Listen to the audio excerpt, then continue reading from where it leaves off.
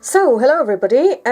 Today we're going to play Descent Journeys in the Dark, Nature's Ire. This is a fully cooperative expansion for 1 to 4 players. And I'm going to start by introducing some parts of the game to you, for those of you who have never played the game. So, the game is played, it's pretty much a battle between good and evil. You have your heroes and you have the monsters. So first of all, I'm going to show you the heroes that I've chosen. We're going to play with Sindreal, who is our fighter. And Sindreal comes with the knight avatar, or that's what I call it. Excuse me.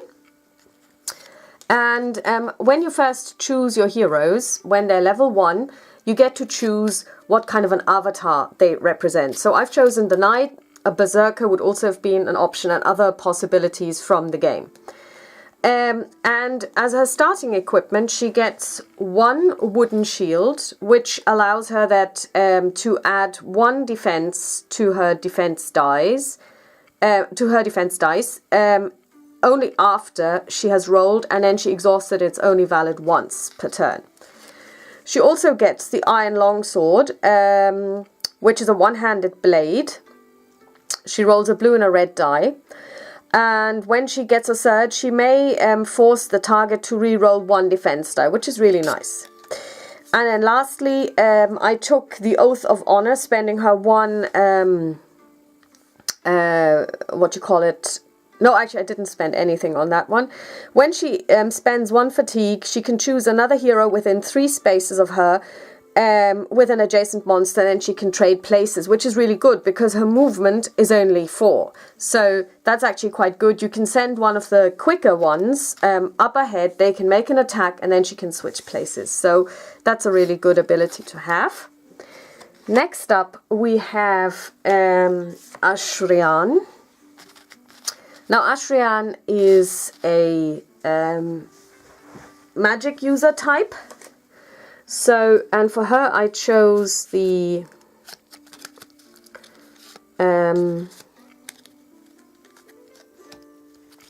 Disciple avatar.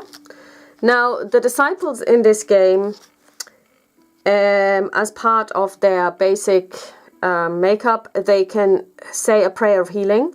So they can exhaust this card once they spend a stamina during their turn and choose yourself or an adjacent hero, and we roll 1 red power die then, and the chosen hero recovers life points equal to the life points rolled.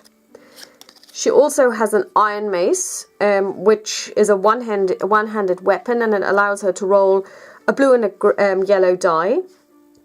And when she gets a surge, she can stun the monster she is just attacked. And she also has a wooden shield, which again operates like the shield that Sindreal has. Our next one is Jane Fairwood. She's a outdoorsy type, as I'd like to call them. She's got the green icon. I don't think this comes out really well in this slide, but it's a green icon. And I gave her the Wildlander ability, and she only has 1 thing that I gave her, and that is the bow, because the only thing that she can get for as the basis level is the nimble, if you will, the nimble ability, and you know, it's just not really worth it. On a surge, she can extend the range by 2, or she can add 1 damage, and it's a 2-handed weapon. And lastly, we have the Widow Tara, who's a magic user as well, and I've given her the avatar of Necromancer. So she has, first of all, a Reaper's Scythe, which is a 2-handed weapon, and every time she kills someone, with this weapon, she regains 1 life point, and she can add +1 to the range because it's a ranged weapon. And she also has the Raise the Dead ability. She can spend 1 fatigue to raise the dead, and then she will get something called a Reanimate. And this is the Reanimate's card. So it has a movement of 3, 4 life points. It rolls no defense dice, and it has an attack of 1 blue and 1 red die. It's actually quite powerful. It's a familiar. This is what he looks like, and his name is George. Just in case you were wondering, his name is George. So these are our heroes that we will be sending out into the wild, I guess, to face nature's ire.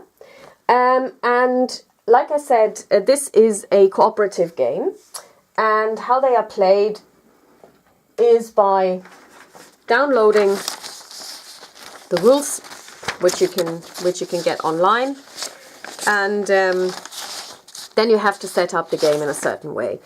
And one of the ways that is special in this game is that you have at the very beginning the list of monsters already prepared for you. So in this game we will be facing 4 different types of monsters. I'm just going to draw 1 card to show you how this works. The types of monsters we will be facing are goblin archers, ettins, myriads, and cave spiders.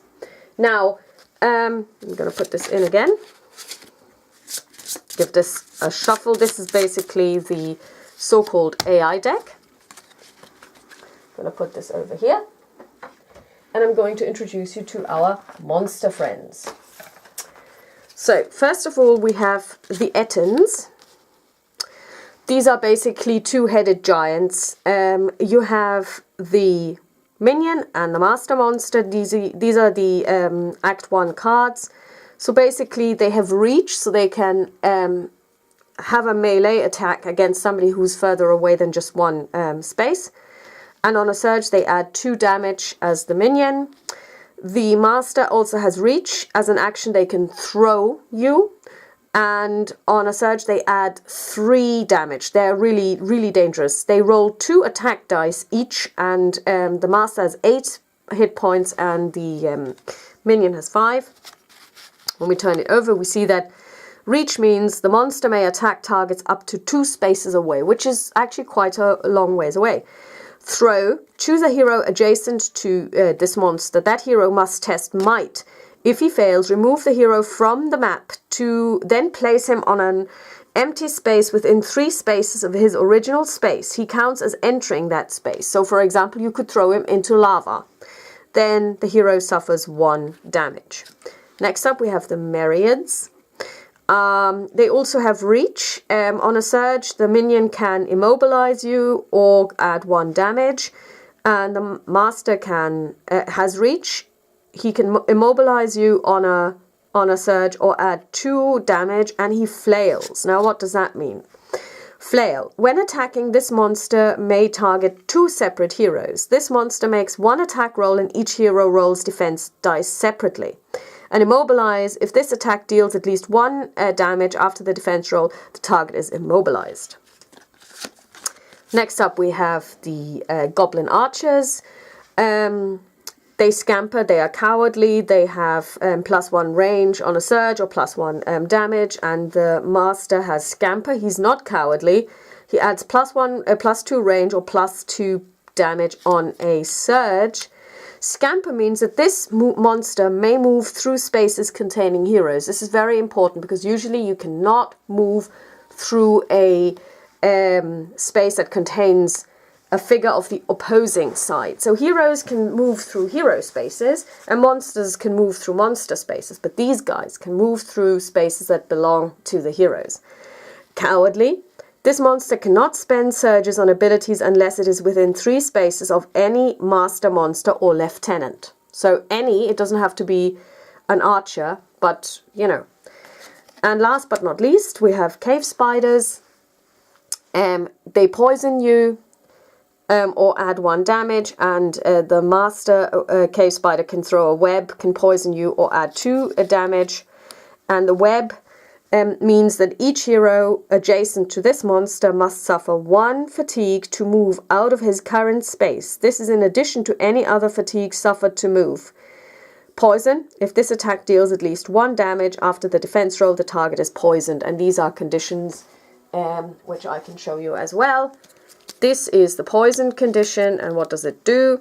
At the start of your turn, test might. If you pass, discard this card or token, and if you fail, suffer 1 damage, and keep this card. So here we've got our monsters, so we're going to place them over here. And how the game works is that you refer to these rules and they tell you exactly how to set it up. So, and then you have these cards. They're the storytelling cards, which I've already set up. So you basically play this game in acts. So Act 1, Act 2, Act 3. And we will start with the first card, which is called Beyond the Fringes.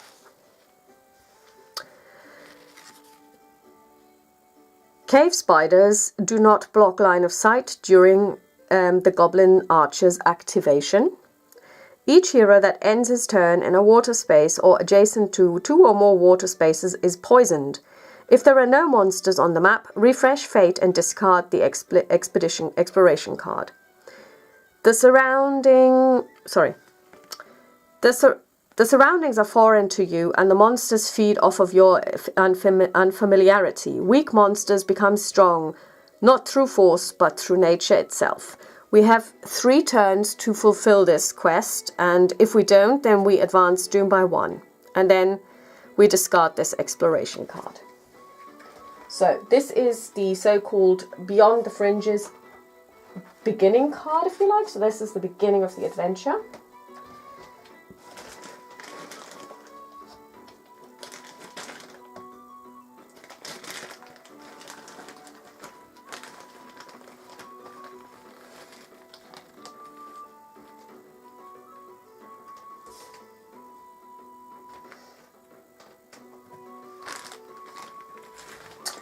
And now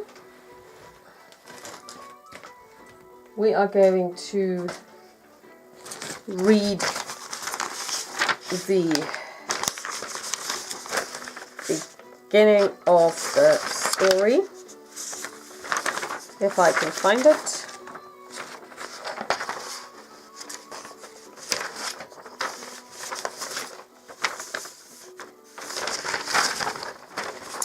Beyond the Fringes. The path all but disappears on the far side of the bridge. The forest is different here. The ground is foul, the breeze is tainted, and the creatures are only evil. A small greeting party emerges to prove its final point. So, in addition to our heroes and our animate George, we also have Desmond.